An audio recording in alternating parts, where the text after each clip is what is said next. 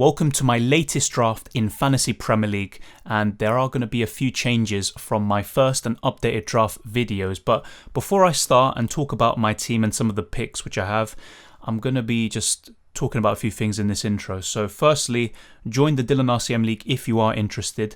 The code is on the left hand side of your screen right now, and also in the description below there's an auto join link, so you simply just click on it and you automatically join the league, or you can copy and paste the code into the Fantasy Premier League website. So that's one thing. Another is from now on, whenever I'm bringing in stats or comparing players and all of this sort of stuff, they will be coming from the OptaStats tool in Fantasy Football Hub.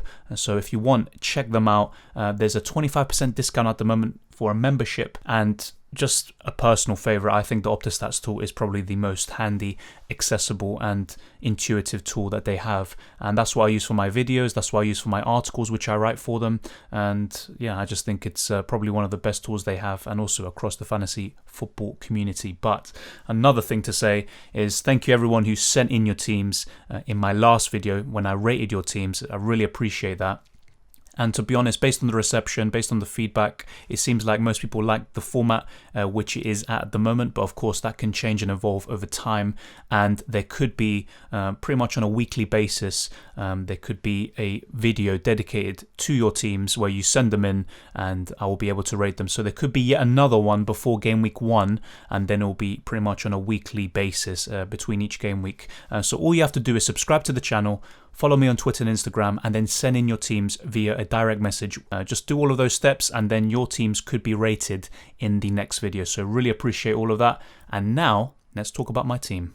The big difference between the last draft and this one is the goalkeeper. So before I had Robert Sanchez at 4.5 million, and now I have the hero, the goalkeeping hero of last season, Emiliano Martinez. Remember, he had 186 points, 15 clean sheets, 27 bonus points. He was an absolute beast. And there's a reason why he's the most highly owned goalkeeper at 39.3%. And to be honest, I'm looking at all of the goalkeepers and there's not many that stand out to me. And I said this before, Robert Sanchez is probably the best one on paper from the 4.5 million bracket. There's also Backman as well, but ultimately, I look at it and there's Meslier at 5 million that I like. Dean Henderson could be decent, but I just don't think he's going to get enough saves and bonus points to really justify an inclusion in your team, and also wasting one of that Manchester United spots. So Martinez is still, in my opinion, one of the best options you can go for, even if he is 5.5 million. And I always say this, I don't like goalkeepers who are too expensive. You always want to find that 4.5 million, 5 million bargain who will get the clean sheets, will get the save points, and also bonus. I think those three things are key. And ultimately, even Robert Sanchez, despite him being one of the best options around the lower echelons in terms of price, I'm not too sure about him. And there's also the fact that he sustained an injury during pre-season. So at the moment, I do have Martinez, but I think it's going to be between him, Meslier and Sanchez in the end. There's also Backman, to be fair, and he does work well with Foster as my budget keeper, as my second keeper.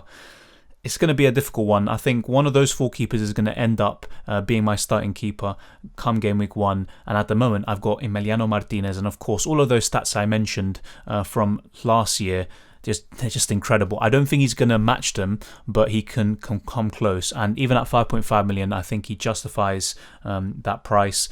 But yeah, it is obviously not ideal, to be honest. I do want to have, ideally, a 4.5 million goalkeeper. And as for the defence, there's quite a few things that obviously you might look at and think, well, why don't you go for this one instead? And I think the main one would be Diaz. So he's got a very tough opening fixture against Tottenham, but after that I think the fixtures aren't too bad, to be honest. I mean, you compare it to Chelsea, for example, who are ranked second bottom in the fixture ticker from Fantasy Football Hub.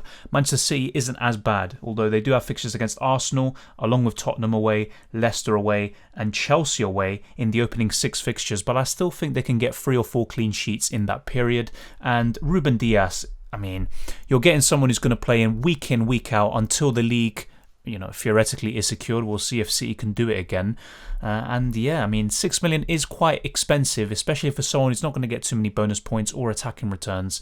But I think if City have some of these games where they draw 0-0 or win 1-0, etc., I think Diaz will be very likely to get a bonus point or two. And I just think he's still one of the best options. You're pretty much getting a lot of clean sheets there. But of course, I do admit, 6 million, you probably want a bit more attacking threat. And if John Stones was more nailed, let's say, for example, Aymeric Laporte moves away from Manchester City, then I think Stones' appeal increases even more at 5.5 million and with his attacking threat. But at the moment, I think Diaz is the best option you can go for from Manchester City. I actually would like Cancelo, but even if he does start the first few games, it's just a matter of time before Walker comes in at right back and then Zinchenko at left back. So there's going to be a lot of rotation there with Cancelo. He can do really well when he starts, but how often is he going to start? We just couldn't say for sure. So there is the possibility of maybe going from Diaz to Luca Digne. I could do that. I'll be honest though, I'm not that confident about Luca Digne, despite obviously all the promise with Rafael Benitez coming in, him being on set pieces potentially, especially if James Rodriguez also leaves. And you would suspect a bit more defensive solidity from Everton, especially against the weaker teams at home, which was something that was their kryptonite last season. I'm just not so sure about Digne, but I could maybe go from Diaz to Digne. That's something that could change come game week 1. As for the rest of my defence, I mean, there's quite a few players who are pretty much nailed or that I have had from pretty much my first draft. So Trent Alexander-Arnold, he's my vice-captain currently. That could change, of course, but I do like him a lot. And he is 27% owned, which does surprise me. I thought he'd be even higher. Then again, some people are going for Robertson. Others are going to be going for Diaz, for Chilwell, and maybe spreading the money away from the defence into their midfield and attack. But I really like him. He had a very strong end to the season. And remember, he actually ended up with 8 assists and 2 goals and 10 clean sheets. He didn't even start all of the games. I think he started 34 of the 38 games. So if he had started all of them, then maybe he would have been right up there in terms of FPL points, maybe even more than Creswell, who ended up as the most or the highest scoring FPL defender. So Trent Alexander-Arnold, I do expect a better season this time around. He had a very rough patch last season, lasting several months, but I think he'll be fine. He's got a great fixture run, and you could arguably double up with him and Robertson. It's risky. It's always risky to double up on a defence, but I do like Liverpool a lot for the opening set of fixtures. And then the other one who's kind of been nailed the whole time is Ben White. I'll be honest though, I'm not so sure if he will. I mean, looking at Arsenal the other day in their friendly against Chelsea, it was pretty poor. Some big mistakes. But I have to say, Ben White actually played well. Even made a goal line clearance. I don't like game week 2 and 3, to be honest. Of course, they're facing Chelsea at home and Manchester City away. You look at all the other fixtures though, from game week 1 to, let's say, game week 11 even, and they're all superb, other than Chelsea, Manchester City, and probably Tottenham at home. I have to say that Ben White is a good option. Not going to get you too much attacking threat. I have to say that the underlying numbers are actually pretty decent, and I think he could score a goal or two this season and maybe get an assist. We'll wait and see what happens there. Will he be in my team for sure come game week 1? I'm not so sure, but Trent, he's been in all of my drafts. He's the most likely to be in my team come game week 1 from my defenders, but we'll wait and see. As for the rest, there's quite a few changes in my draft. So Luke Shaw was in my original draft, my first one, but in the updated one, following the news of him probably missing the beginning of the season, I took him out. And now, with Luke Shaw self-declaring himself as fighting his very best to be available in game week 1, it just makes sense. I think he will be available. It looks like Alex Telles is injured, and Brandon Williams was also loaned out to Norwich City. So Manchester United don't have any options at left back really. So Luke Shaw is going to be needed big time. Although, to be fair, Dalot could play on either side. I just don't think he's going to be doing that in game week 1. I think it'll be Luke Shaw and Aaron Wan-Bissaka, unless Luke Shaw is just not able to play. Some very good fixtures for Manchester United. You want to have at least one Man United player, I think, for the opening 6 game weeks.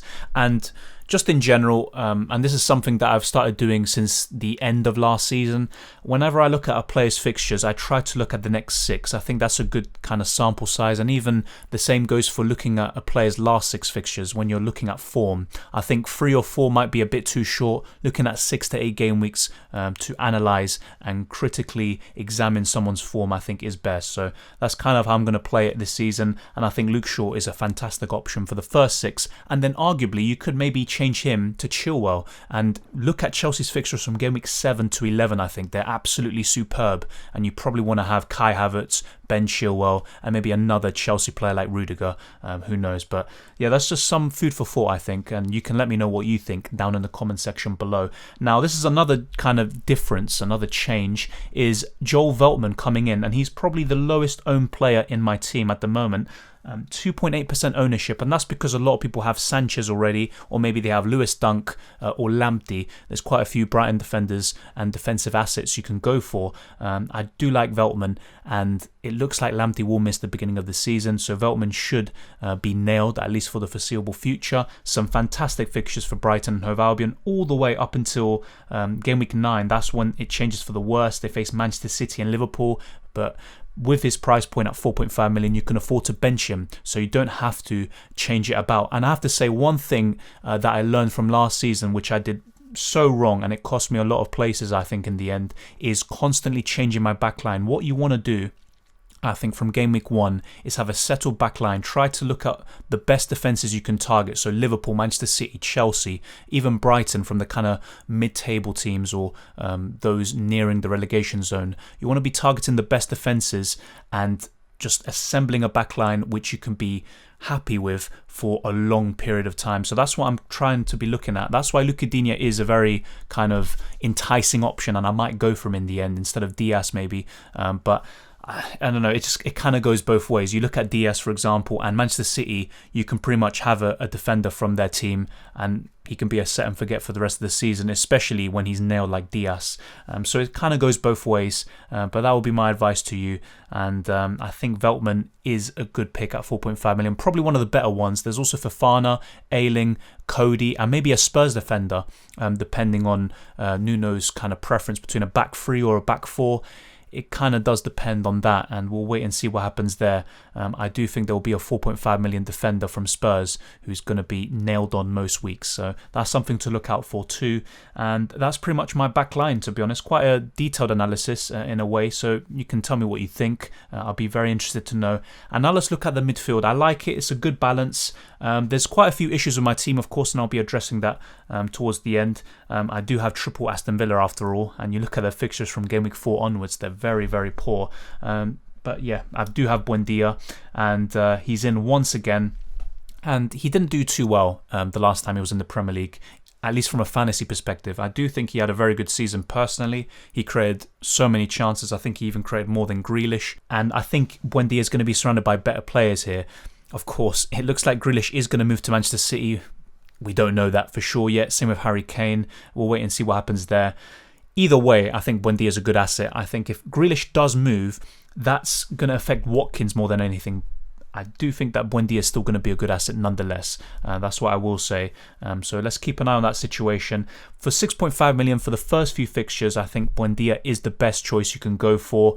There are other options, of course, such as if Willock goes to Newcastle at 6 million is a bargain. There's also Rafinha, who, with his underlying numbers, just how good he looks on the eye test, his consistency for such a cheap asset, I think he's also a great option. And I think more will arise, even Smith Rowe maybe, and there will be others that we might not be thinking of too much at the moment. For the first 3 game weeks though, Buendia is probably one of my favourite midfielders, and I might start with him come game week 1. Now, this is kind of a bit of a weird one, so if I'm being honest, I've got 1.5 million left with this squad, so that's 1.5 million in the bank, and I've got Kai Havertz in there, and the kind of thinking with this draft anyway is having Kai Havertz for game week 1, because you look at the fixtures from game week 2 to 6 for Chelsea and they're horrible. You know, they're facing Arsenal away, Liverpool away, Aston Villa at home, Tottenham away and Manchester City at home. Now, don't get me wrong, Chelsea can still keep clean sheets. They still have some good assets like Chilwell and Rudiger that you can go for. You can even go for Kai Havertz. I think he's going to be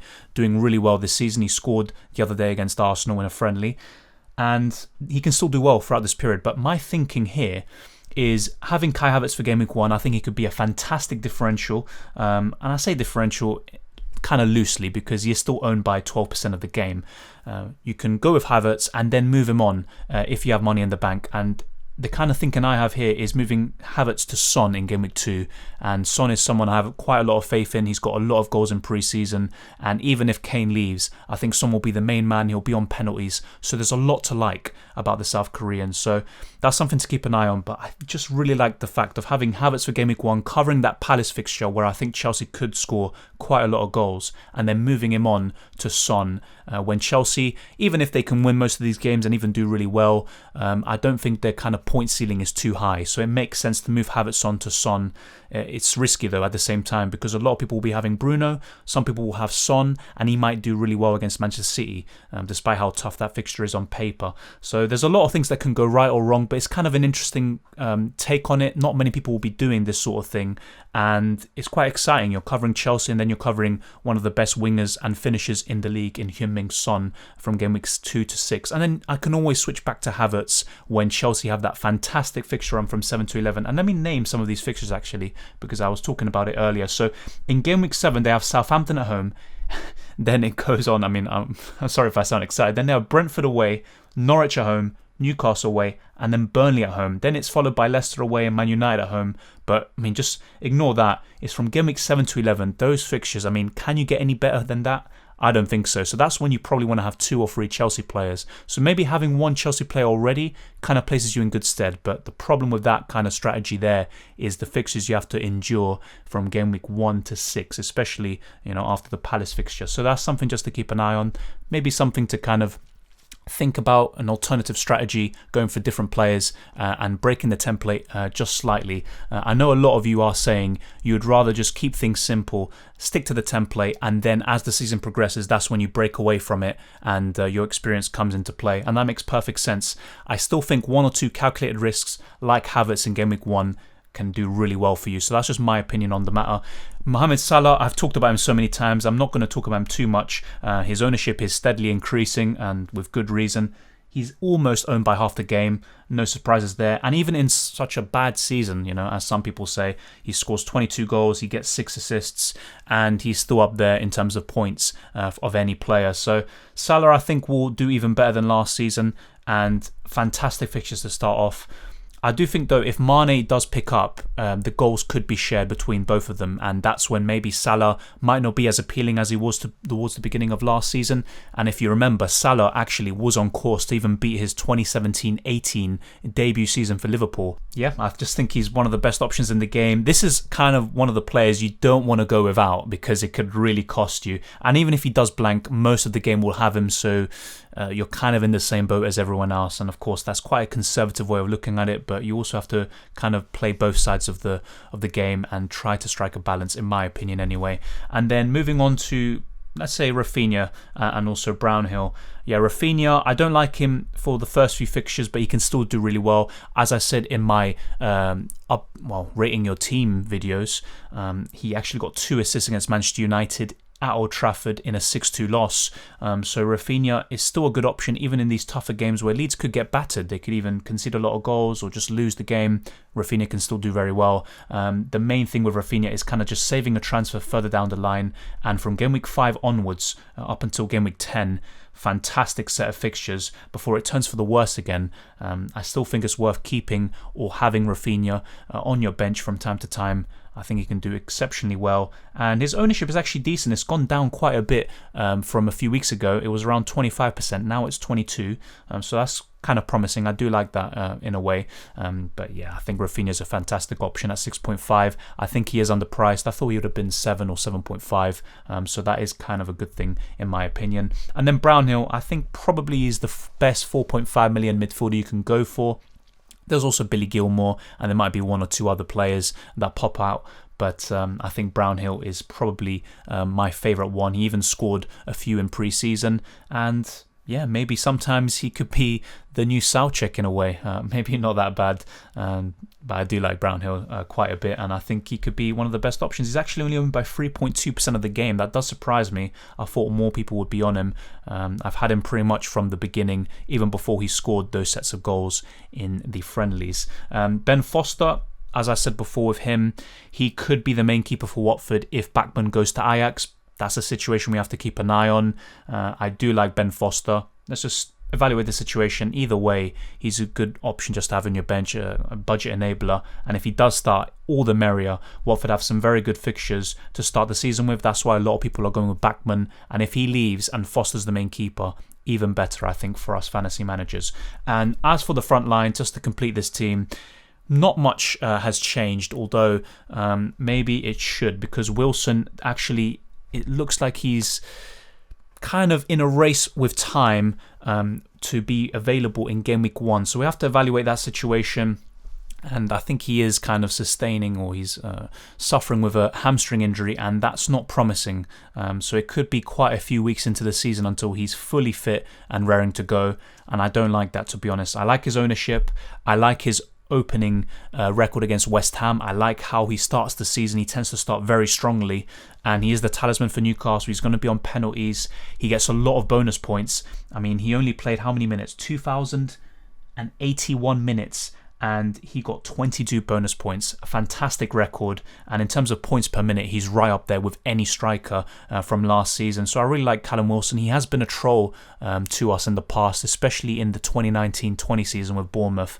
But I think Callum Wilson is a fantastic option. We just have to wait and see what happens with his injury situation. And if not, there's Iheanacho, there's Bamford, to be honest, who has been very, very overlooked, and he's someone I actually am thinking of going with, despite the tough fixtures to start the season for Leeds United. But there's quite a few options around 7.5 to 8 million. Calvert-Lewin as well, who's very popular and who's not in my team at the moment, and maybe I should go with him.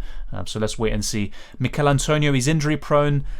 Still, a fantastic option with his underlying stats. Last season he was just a gem, and I think he can have yet another good season, and I think he could easily beat his goal tally of 10 last season. I think he could easily do that. He can get bonus points, especially with Lingard now out of the picture. I think Antonio's bonus point potential is even higher, because at times they were kind of sharing that, especially when Lingard had that hot streak around game week 25 onwards. So that's something to keep an eye on too. Antonio has very good ownership as well, considering how good he was last season, considering his opening fixtures. The kind of main worry, apart from his fitness, is Europa League coming into the equation for West Ham. I think that could have an effect on not only who starts for West Ham and their fitness, but also just the likelihood of Antonio sustaining an injury, and he might actually be rested from time to time if they have a crucial Europa League game coming up, and especially with other cup competitions coming into play later on in the season. But I really like Antonio, and despite the kind of injury problems he always seems to have, you know, when he plays, he's a great option. And last but not least is Ollie Watkins. As I said before, he's someone I never had last season, and the main problem with having him and Buendia and Martinez is that I have 3 Aston Villa players, and after game week 3 the fixtures are just not good. Simple as that. From game week 4 all the way probably until game week 11, that's when they turn for the better. But I do like Ollie Watkins. I think for the first 3 game weeks he's very good. If Grealish does leave and goes to Manchester City, I might consider going away from Watkins to Iheanacho, Calvert-Lewin or Bamford. I just don't like Watkins without Grealish. If you look at the statistics, when Watkins had Grealish next to him compared to when Grealish was missing, it doesn't make for good reading. And I think just in general, Watkins will receive less service. Aston Villa score fewer goals, they concede more, and they're just more vulnerable, because Grealish is the talisman. He's the one who strikes fear into the opposition and who can draw fouls and take Villa out from very precarious situations. So other than Martinez, I think Grealish is the key. Ultimately, when you look at this draft, there are quite a few weaknesses in it, and I think the main one is having triple Aston Villa and then kind of navigating away from game week 3 onwards. Having said that, what I like about this draft compared to previous ones where I had 2 or 3 Aston Villa players is that it's not as much of an issue. Now, what I mean by that is, of course, Martinez in goal. He's going to have a lot of tough fixtures, and it's very risky going for a 5.5 million goalkeeper who has so many tough fixtures from game week 4 all the way up until 10. However, I think he can still get some bonus points, he can get some save points, and Aston Villa are still capable of keeping a clean sheet or 2 in there. Now, if he does all those 3 things, I think Martinez is just going to be excellent value once again, despite the tough fixtures. When you look at Buendia and Watkins, I don't think is as much of an issue. So I can literally just bench Buendia and play Rafinha, especially when the fixtures turn for Leeds United in game week 5, and they still have a good one in game week 3, remember. And with Watkins, I can easily move him to another 7.5 or 8 million striker. That's what I really like about having 3 7.5 million strikers. You have a lot of flexibility and you can change things around when fixtures turn, when there's injuries, or when other circumstances come into play. And Buendia is still a good option even heading into those tough fixtures. And as I said before, even if Grealish leaves, I think Buendia is a good option. I'm not so sure about Watkins being as appealing as he is right now, with the prospect of having Buendia and Grealish supplying him, but that's a different matter in itself. So I think with this team, I could move Havertz to Son in game week 2, and I can move Watkins to one of those 7.5 million or 8 million strikers in game week 4, and I can literally just bench Buendia. And in terms of the defence, I think the plan would be just to have a solid defence that's stable, where I'm not making too many transfers there. I want to be making my transfers in the positions that count, which is the midfield and the attack. I think the main thing would be targeting the good fixture runs that are coming up and looking at the kind of trends and statistical underlying numbers, which are going to be very promising and which indicate that one player could be entering a hot streak very soon. So I want to be doing that in the midfield and attack, where I can captain these players and maximise my point returns. I do like this team. There are weaknesses, of course. The triple Aston Villa, maybe going a bit too risky, going without Bruno Fernandes, going with Havertz in game week 1, and then already shifting him on to Heung-min Son. That could backfire in itself. Havertz can still do well in game week 2 onwards. Son could do very well in game week 1. So it's kind of a very risky strategy, and one that could ultimately backfire, but at the same time it could pay off. And maybe instead of Diaz, I could just go for Digne, have someone who's settled with very good fixtures, with attacking potential all the way up until game week 11 potentially, with Everton's very good fixture run. So there's different ways I can go about it. Of course, I'm going to be monitoring the goalkeeper situation with Sanchez and possibly making a move there. There's 4 keepers I have in mind, as I stated in the beginning of this video. Callum Wilson is injury doubt, so we'll wait and see. Lewis Dunk is an injury doubt, so that could affect Brighton. They could be much worse defensively without him. And also Ben White moving to Arsenal. And Ben White, I mean, decent option. He's playing in a decent defence, just not too much attacking threat, at least based on the actual goal output last season. We'll wait and see what happens there. Luke Shaw's an injury doubt, and also there was a COVID outbreak at Manchester United, which is worth looking at. So there's quite a lot of things that, could change, different circumstances and situations which will impact my team and also how it will do. So ultimately, this is just a kind of a draft I put a lot of thought into, and it's quite different to the ones I made in the past. That doesn't mean it's going to be my team in game week 1, so just a quick disclaimer there. And remember, you can send in your teams so I can look at them going into my next video, so stay tuned for that. As I said before, all you have to do is subscribe to the channel, follow me on Twitter and Instagram, and send me a message on one of those platforms. That's all you have to do. And if you enjoyed this video, smash the like button and subscribe if you're new around here. I know it's a long one, but I wanted to kind of delve into all of my thought process regarding this, talking about the stats, talking about underlying numbers, and also different aspects which can affect my team and also yours. It's very important to kind of put a lot of thought into this. At the same time, though, have fun. FPL is just a game. Don't take it too seriously. And thank you everyone for all the support. There'll be more videos coming into the channel and sim of live streams, and of course I'll let you guys know in the community tab of future videos and live streams and all of that. I'll keep all of you updated, so don't worry about that. And I'll see you next time.